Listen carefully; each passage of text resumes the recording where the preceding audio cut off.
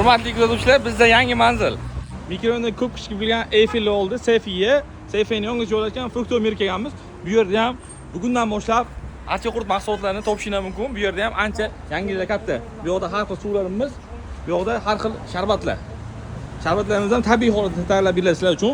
Mevalarimiz ham yangi turibdi.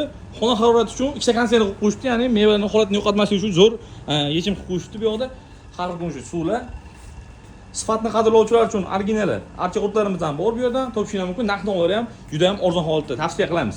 Bizda suvlarimiz sizlar istagan holatda shunaqangi hop qurtilgan qurtmaylar ekan bu.